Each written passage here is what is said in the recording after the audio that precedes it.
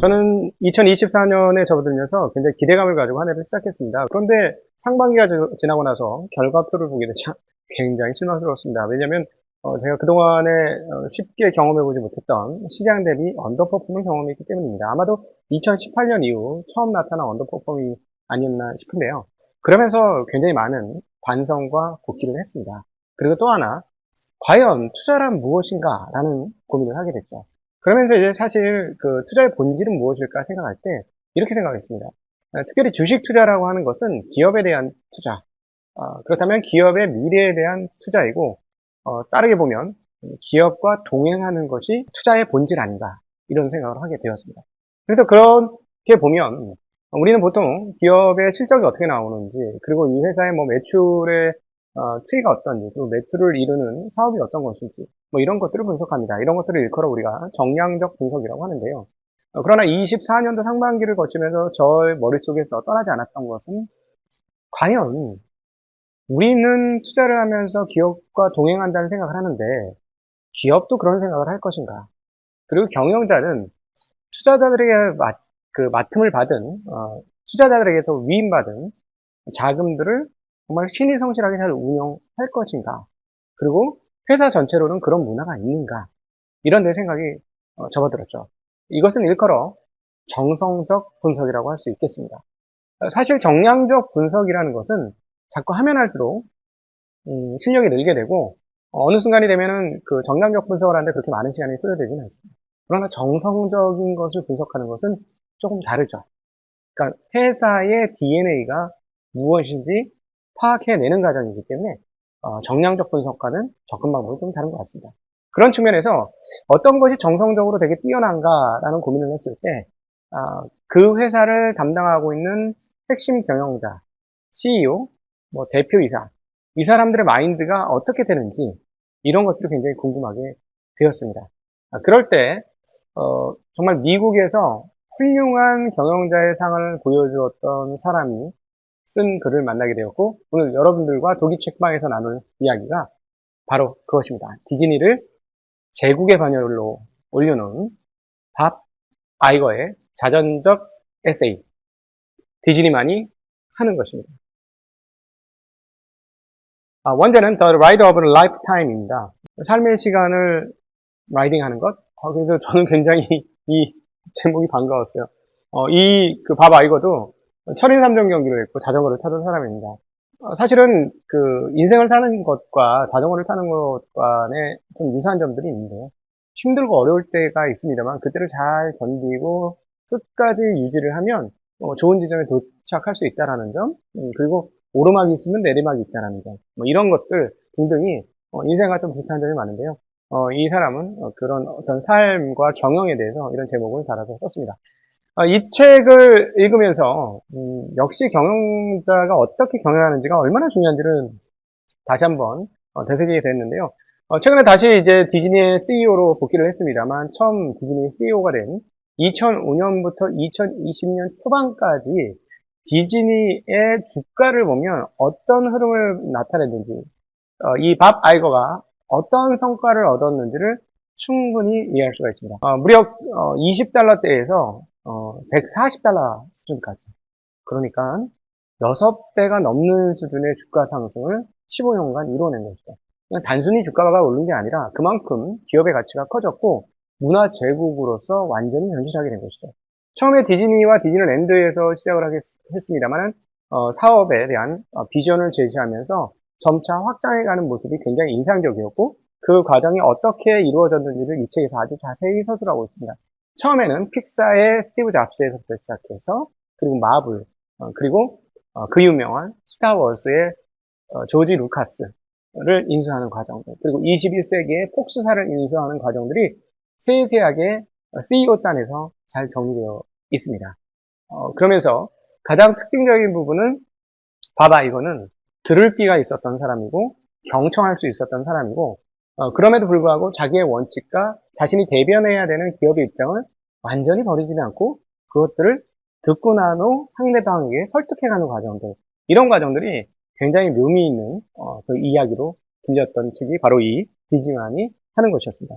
무엇보다 이 책을 통해서 이제 기업 문화에 대해서 잘 알게 된 대목도 있는데요. 디즈니의 그 이사회가 얼마나 이 밥 아이거를 CEO로 선임할 때 얼마나 밥 아이거를 괴롭히는지 잘 볼 수 있었습니다.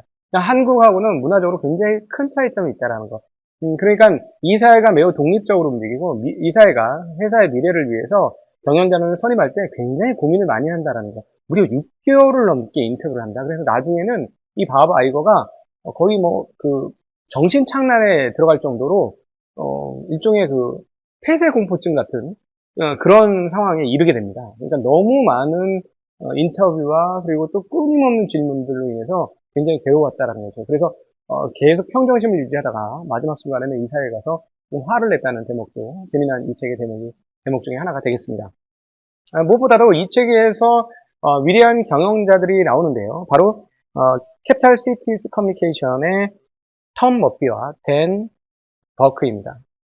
이 두 사람은 과연 어떤 사람인가요? 네, 이 두 사람은 사실 다른 쪽으로 투자하는 분들은 조금 익히 들어서 알고 있는 유명한 경영자죠. 사실 캐피탈 시티즈 커뮤니케이션이라는 회사가 ABC 방송국을 인수를 하고 합병을 하면서 조금 거대 기업으로 탄생을 했는데요.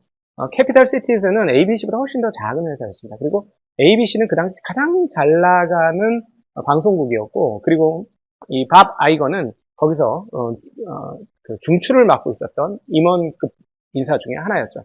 처음에 이제 합병을 하고 나서 ABC 방송국에서는 톰 머피와 댄 머크를 굉장히 촌스러운 사람들이라고 찝어하면서 굉장히 우습게 여기기도 했었어요. 그러나 톰 머피와 댄 머크가 어떤 사람이냐면 워렌 버핏의 위대한 스승 중에 한 명입니다. 워렌 버핏이 뭐라고 표현하냐면 내가 이들을 조금 더 빨리 만나서 이들의 경영을 조금 더 빨리 나을 것으로 만들었으면 훨씬 더 발전했을 텐데 이런 얘기를 합니다. 그리고 실제로 버핏은 이렇게 그들에 대해서 이렇게 얘기하죠. 톰 머피와 댄 버크를 세상이 지금까지 보았거나 앞으로 볼 수 있는 아마도 가장 위대한 두 사람의 경영 조합이다 라고 평가했습니다. 아니 도대체 지금 보면 우리가 보기에는 워렌 버핏도 대단한 일종의 경영자가 되고 있는데 그는 왜 이 두 사람에게 이런 찬사를 보냈을까요? 이 두 사람의 경영 노하우를 한번 보도록 하죠. 이 책에서도 드러나는 대목인데요. ABC 방송국 직원들에게 수많은 조소를 받는 가운데서도 이들은 명확한 원칙 가운데 행동을 합니다. 어떤 거냐면 과도하게 들어가는 비용들을 단호하게 잘라내죠. 그러니까 경영진에게 제공되던 리무진 그리고 직원들이 출장할 때 타고 다녔던 콩코드 비행기 그다음에 1등석 이런 관행들을 다 없앴고요. 꼭 필요한 경우에는 비용들을 다 없애버렸습니다. 대신에 투자할 때가 있으면 과감하게 투자하는 그런 태도를 보였죠.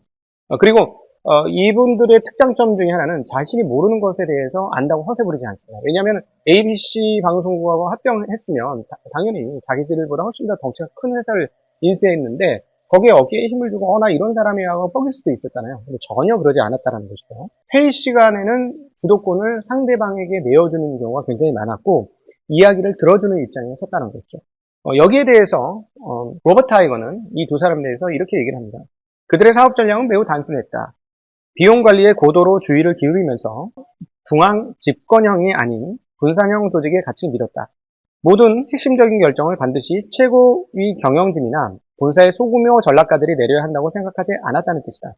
그들은 똑똑하고 품위 있고 열심히 일하는 사람들을 고용해 막중한 책임을 져야 하는 자리에 앉혔고 대신 자율성을 보장하며 일하는 데 필요한 돈을 아끼지 않았다.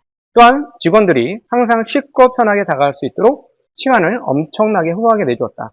때문에 경영진을 비롯한 구성원 대부분이 그들의 우선순위가 무엇인지 명확히 이해하고 있었고 언제나 중요한 일에 집중할 수 있었다. 그러니까 권한과 책임을 부여하고 충분히 자율권을 갖고 일하게 만들면서 그리고 또 책임도 묻는 그런 구조라는 것이죠. 그러니까 한 사람의 헤드가 모든 것을 다 지시하는 것이 아니라 각각의 영역에서 자기의 능력을 가장 잘 발휘할 수 있도록 권한을 위임하고 책임도 주는 그런 구조인 것이죠. 이걸 우리가 영어로 일컬어서 empowerment 이렇게 표현할 수 있을 것 같습니다.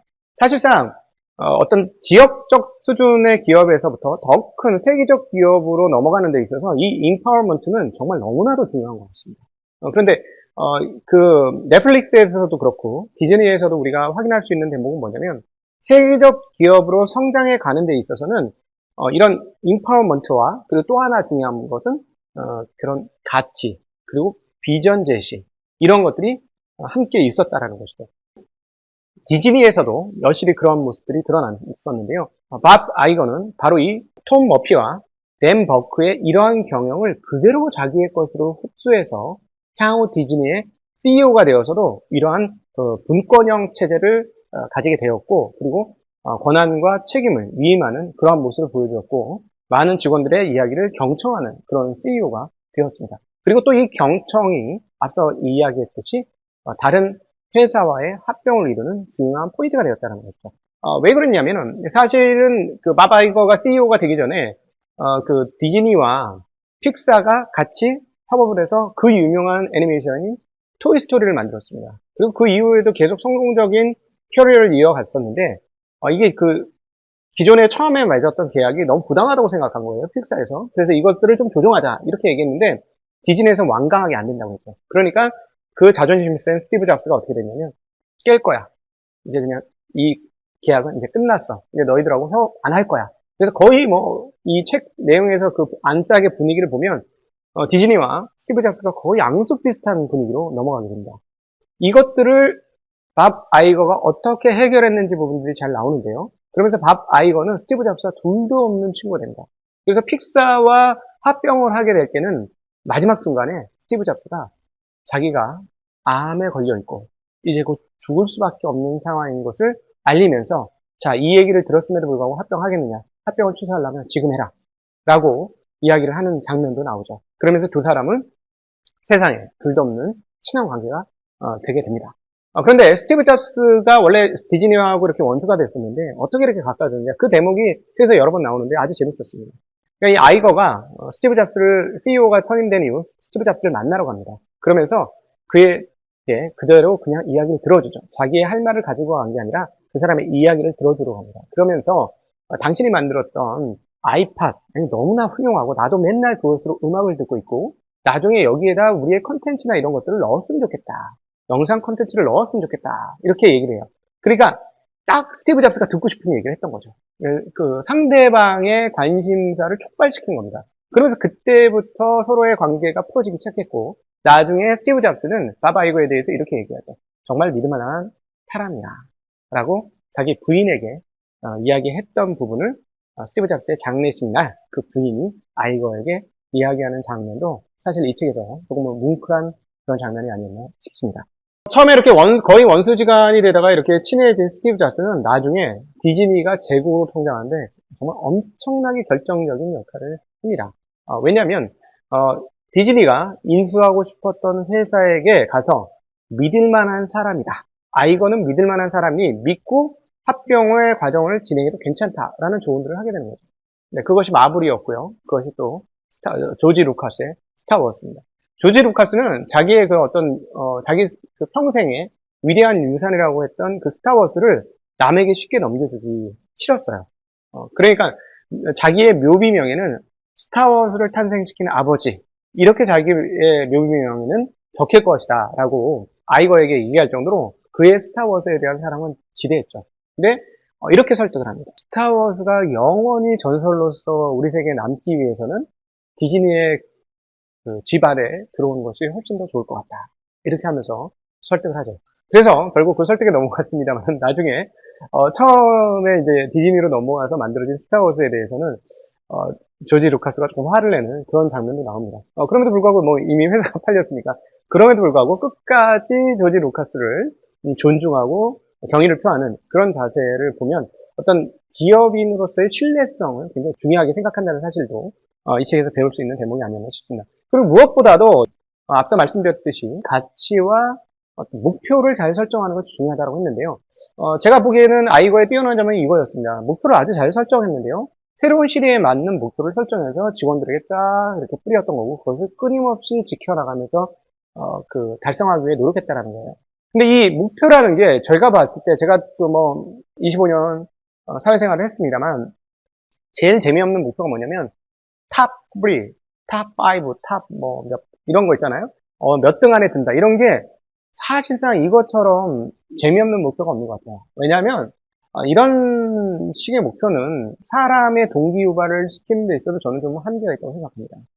저는 사람들의 동기유발을 시키려면 사람의 본성을 건드려야 된다고 생각을 하고, 사람들의 본성 가운데는 어떤 이타성이라든가 아니면 완성형의 사람이 되고자 하는 어떤 고향이라는 가치가 있다고 생각하는데요.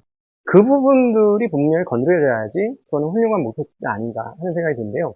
아주 그 아이건은 디즈니에게 적절한 그 목표를 직원들에게 제시를 하죠. 세 가지의 나아갈 길을 제시를 하게 되는데요. 고품질의 브랜드 컨텐츠를 창출하는데 회사가 보유한 시간과 자본의 대부분을 쏟아부어야 한다. 가능한 최대의 범위까지 신기술을 수용해야 한다. 그리고 진정한 글로벌 기업으로 변모해야 한다. 라고 얘기했습니다. 자, 2005년도 이후에 디즈니의 행적을 살펴보면 아이거가 얘기한 이 목표치가 제대로 도달을 했을까요? 네, 제가 보기엔 도달한 것 같습니다. 글로벌 기업이 되었죠. 우리 한국에서 디즈니 플러스를 보지 않습니까? 그리고 고품질의 브랜드 컨텐츠를 창출하는 회사가 되어야 하고 거기에 모든 시간과 전력을 쏟아야 한다라고 했는데 디즈니 2005년 이전에 미키마우스의 디즈니에서 지금은 온갖 것의 디즈니가 되지 않았습니까? 그러면서 그것도 수많은 그 컨텐츠를 통해서 우리에게 다가오지 않았습니까? 물론 이제 디즈니 플러스가 넷플릭스와의 경쟁에서 상당히 버거워하는 건 사실입니다만 그럼에도 불구하고 굉장한 강자의 등장으로 우리는 생각을 하고 있고 쉽게 쓰러지지 않을 것이고 앞으로도 지속 가능한 기업이라고 생각하지 않습니까? 네, 그런 측면에서 보면 이런 목표치를 잘 도달했다고 볼 수 있죠. 그리고 또 하나 최대한의 신기술을 수행해야 한다. 네, 최근에 디즈니 플러스가 넷플릭스를 따라가는 것은 어떤 측면에서 보면 이런 신기술을 수행해야 한다는 목표치가 있었기 때문에 그렇게 된 게 아닌가 싶습니다. 그리고 이것들이 있었기 때문에 스티브 잡스의 픽사와 합병을 하게 되죠. 이 과정들도 굉장히 재밌어요. 왜냐하면 디즈니는 그 제작을 하는 데 있어서 옛날 방식으로 했는데 픽사는 정말 엄청나게 신기술을 동원해서 제작을 하고 있었고 그리고 분권형으로서 그 다음 해까지 만들어 놓을 걸 다 준비하고 있는 모습을 보면서 봐봐 이거 깜짝 놀라는 모습이 이 책에서 등장을 합니다. 그리고 결국은 디즈니의 이런 어떤 스트리밍을 준비하기 위한 이런 컨텐츠 제작의 헤게모니가 합병을 하면서 디즈니가 갖는 게 아니라 픽사의 두 경영자에게 넘어가는 것을 볼 수 있습니다. 그러니까 픽사라는 회사를 인수하게 된 것도 결국 그들에게 헤게모니를 줄 수 있는 마음의 여유가 있었기 때문에. 근데 보통 우리가 합병하고 인수를 한다고 하면 돈을 주고 인수하는 경우 또는 주식을 교환하면서 인수한다고 하면 내가 주인이고 내 걸 지키려고 하잖아요. 근데 그런 자세가 없었고 그걸 끝까지 지켰다라는 거. 이런 것들이 이제 스티브 잡스로부터 신뢰감을 굉장히 얻게 되어서 향후에 엄청난 더 큰 21세기 폭스사까지도 인수할 수 있는 그런 수준이 되었고, 세계 최고의 미디어 제국이 됐는데 성공적인 그런 그 과정이 되었다라고 볼 수가 있겠죠. 저는 개인적으로 이 책을 읽으면서 한국에서도 이런 그 조직 문화가 빨리 필요하겠다라는 생각을 합니다. 세계적 기업으로 거듭나기 위해서 훌륭한 기업을 내 편으로 만들고 합칠 수 있는 그렇게 하기 위해서는 어떻게 해야 될까요? 조금 여유롭고 넓은 마음 그리고 자기의 권한을 위임할 수 있는 그런 능력 이런 것들이 필요할 것이고요. 그리고 또 회사가 더 커지기 위해서는 이사회 조직이 굉장히 강력해져야 된다는 것도 다시금 느낍니다. 그러니까 대주주 한 명에 의해서 좌지우지 되는 것은 대주주의 능력치 밖으로 회사가 나가기 어렵다는 얘기죠. 근데 기업이라는 것은 대주주의 하나의 능력치를 바라보고 가는 길은 저는 아니라고 생각합니다. 사실 기업의 핵심적인 아이디어는 뭐냐면 집단지성이라는 것이에요. 개인보다 기업이 강할 수 있는 건 여러 사람이 힘을 합쳐서 그 멋진 아이디어를 구축하고 그것을 실행하고 이루기 위해서 노력하면서 그것을 이루어낸다라는 점이 기업의 장점이라고 하겠죠. 개인하고 봤을 때 엄청난 힘을 발휘하는 것은 그런 집단지성이 있기 때문입니다. 그리고 결국 한국의 기업들이 세계적인 기업들과 싸워서 이기려면 이런 집단지성이 없어서는 되지 않겠죠. 물론 지도력 매우 중요합니다. 리더십 오늘 책도 결국 리더십에 대한 책이 아니겠습니까? 리더십 너무너무 중요한데 그러기 위해서는 이 사회가 조금 더 넓게 보고 독립적으로 보고 세계적으로 보는 그런 눈을 가져야지 대주주의 눈치만 봐가지고 기업이 그렇게 커질 수 있을까? 어렵지 않을까? 하는 그런 생각도 더불어 해보게 됩니다. 그럼에도 불구하고 한국은 이제 서서히 변화되고 있다고 생각을 합니다. 앞으로 지금 당장은 아니지만 5년, 10년 지나면 미국의 이런 기업들처럼 훌륭한 분권 그리고 훌륭한 가치 제시 그리고 훌륭한 협력적 지성 그래서 집단 지성에 발휘하는 그런 기업들이 지금보다 더 많이 나올 수 있지 않을까 싶습니다. 왜냐하면요, 한국인처럼 이렇게 학습에 특화된 민족이 없기 때문입니다. 그리고 그 어느 나라의 사람들보다도 뛰어난 학습 능력을 가지고 실행하고자 하는 그런 강력한 의지를 갖고 있는 게 한국 사람이기 때문에 저는 잘 될 거라고 믿습니다. 한국에서의 디즈니는 누가 될까요? 기대해 보도록 하겠습니다. 독일책방 함께 해주신 모든 분들께 감사합니다.